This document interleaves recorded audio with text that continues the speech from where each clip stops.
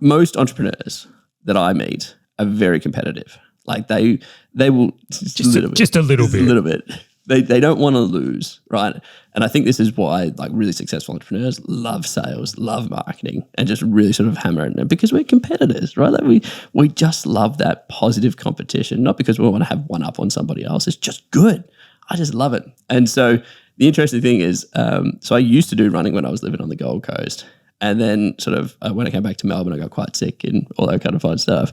And then we were talking and you've picked up running, and I've gone, you know what, I'm going to re-pick up running at the same time. So the thing that I'm actually really pondering is like, I wonder how that I can kick the ass off like a veteran ex-cyclist. So I'm sitting here going, my body's built like a sprinter. I just get me to run 100 meters and I'll crush it. Anything beyond 100 meters, I'm the worst human being. So I'm now looking, like I'm watching YouTube videos and trying to find these hacks on running just so that I can beat your Strava every single day, just to show you who the real boss of running is. So that's what I'm pondering, is how can I compete against you to really crush it?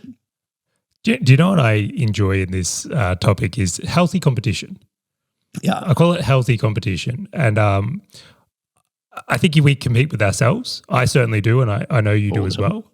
And we compete with others. Like this morning, knowing you were also running, when I'm out there knowing that I'm going to share my run time with you and just try and rub it in your face that I'm smashing you at the moment. And I definitely went harder. I could feel you on my heels.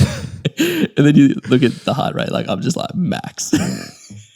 Yeah. So I think this is a great example of like mixing healthy competition with keeping up with the Joneses. Yep. And what I would love our audience to come to the idea of is like, wouldn't you much rather be competing on these things that benefit your life and take you into these areas rather than competing with who has a nicer car if you're not really into cars? Yep. Yeah. And I love the holding each other to accountability. I think that is such a good thing. One thing that I know that you love to do is very similar to myself, is when you commit to something, communicating that to other people as well.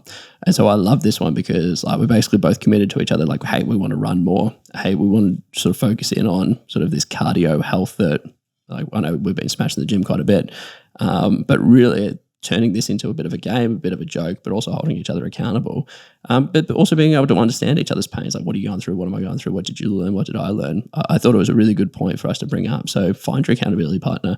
Find the person you're going to challenge with. Like, I know my wife kicks my butt at the gym, but it's great because she holds me accountable to go to the gym and to push harder. Do you know, that's so fascinating because I've just realized we did the same thing with property. We did. And we still do to a degree, and now we're just applying it here. I would love to share a few more things on this though. Like you've mentioned like accountability and telling people. I definitely do that when I want to get better at something. Something else I do is spend money. So I bought new runners, even though I don't particularly need new runners, because I find when I invest capital into improving at something in general, it does well. Yep. Now, runners aren't overly expensive. I also bought a premium app, which I know you bought this morning as well. I bought it this morning too. Yeah, because I'm wanting to see, I'm investing in the outcome I want to achieve. I think when you spend money, create accountability and competition, I think the likelihood of making a change or being successful in an area increases massively. Yep. But and it's also driven, like it drives the content that I consume, right? Like obviously investing in properties, I consume a lot of property information, a lot of debt information, a lot of economy information, etc. But the same with this now, I'm like, man, talk to me like 12 months ago, maybe a couple of years ago, probably better example. I would never watch people on YouTube talking about how to use your glutes in running and how to like hold your posture to open up your chest and breathe properly. So it's like interesting how it drives other areas of your life as well.